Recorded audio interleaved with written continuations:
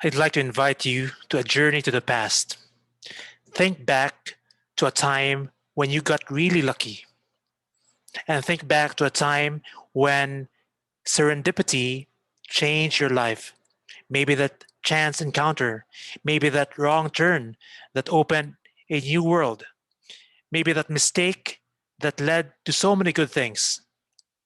I've been obsessing about serendipity in the past years, and my question is, can you systematically increase good luck?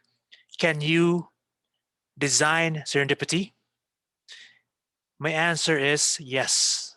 In this talk, I'll share with you the playbook I'm creating for designing serendipity. Before we get into the three steps in designing serendipity, please note how those words make you feel. Designing serendipity. Listen to your body. We will make use of that note in a few minutes. In the past few years, I've been collecting and testing tools and frameworks for designing serendipity. There are three steps. First, plant the seeds of serendipity. Second, nurture and notice the sprouting of serendipity. And third, harvest the fruits of serendipity. Let me share an actual application of this playbook. 2020 was just the worst year, and 12 months ago, my city was in COVID lockdown. Never have I felt so powerless. And yet, I led my most interesting project because of 2020, Project Accessible Genomics. This was only possible because of designing serendipity. We have been hearing about the variants of SARS-CoV-2, the virus that causes COVID-19. What we are not told in the news is that the ability to track these variants is generally limited to rich countries. Almost exactly 365 days ago, I started a project to help fix this, Project Accessible Genomics. So I built an international team of volunteer students and professional scientists. We got some funding. We partnered with a lab here in Davao, Philippines, and we organized trainings for the lab. We sent them a low cost sequencer and we sent them special chemicals needed to run that sequencer. And last March, that lab made history. It was the first ever sequencing of SARS-CoV-2 enabled by volunteers, not governments, not academic institutions. It was also the first on-site sequencing of any organism in the region of Mindanao, Philippines. In our next round of sequencing, in a few weeks, CNN will be visiting to do a story on us. This is what I call 0 to 1 project management, bringing to life a project that has never been done before. You need a special toolkit for this. You need to design serendipity. So, what are these tools?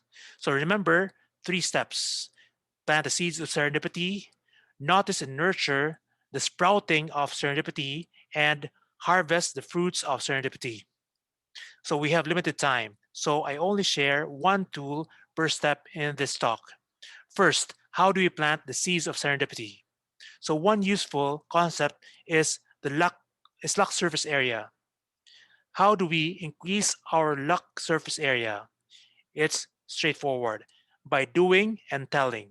So we do something we are passionate about and then we share what we are doing. So in Project Accessible Genomics, I got professional scientists to join the team this way. They trusted me because of our interactions in Twitter. And then they followed me in Twitter because of my threads on genomics papers. So when I DM'd them, so they said yes, or at least a few said yes. So those Twitter threads were just my public notes. So work with the garage door open. learn in public because that will make you lucky. So, first, plant the seeds of serendipity. Second, notice and nurture the sprouting of serendipity. So, remember earlier, I asked you to listen to your body. So, that's how we notice serendipity. Again, going back almost exactly 365 days ago, my city was in COVID lockdown. I was a prisoner of circumstance. And one day, the solution just presented itself. That's inspiration visiting you. Your rational mind cannot hear inspiration. It's your instinctive, emotional, animal side that senses it. So we have to learn to listen to our body. There's more to this. There's a way of thinking from the book Big Magic by Liz Gilbert that I use for this, and I'll share a link at the end of this talk. So, first, plant the seeds of serendipity. Second, notice and nurture the sprouting of serendipity. And third, harvest the fruits of serendipity. So, you cannot say yes to inspiration if you do not have slack. You need breathing room to get lucky. You need slack to harvest the fruits of serendipity. So, the best exercise I've encountered for planning how to increase your slack is the slack inventory. So, imagine a table with four columns. The first column are the different categories of slack: your time, your money, your health, your resilience, your good relationships. So, I'll share later where you could get a full list. So, second column, your sources of slack. The third column, sources of tightness. And fourth column, how do you increase slack or reduce tightness? So you just fill out this table and you will have ideas on how to increase your slack.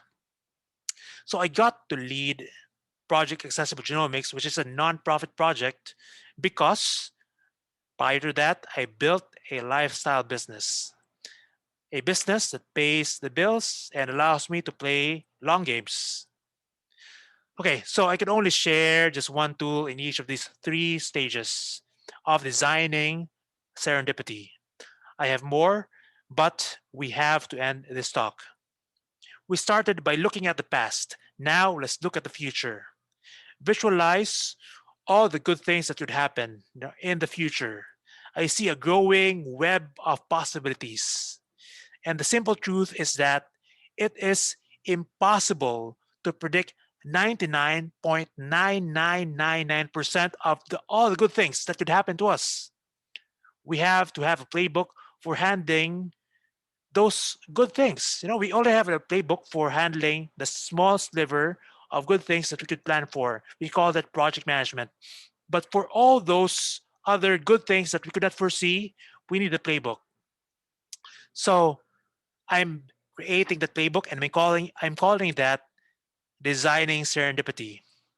So if those words resonate with you, sign up at designingserendipity.com or DM me. And all the things I promised to link to earlier could also be found there. So once again, listen to your body.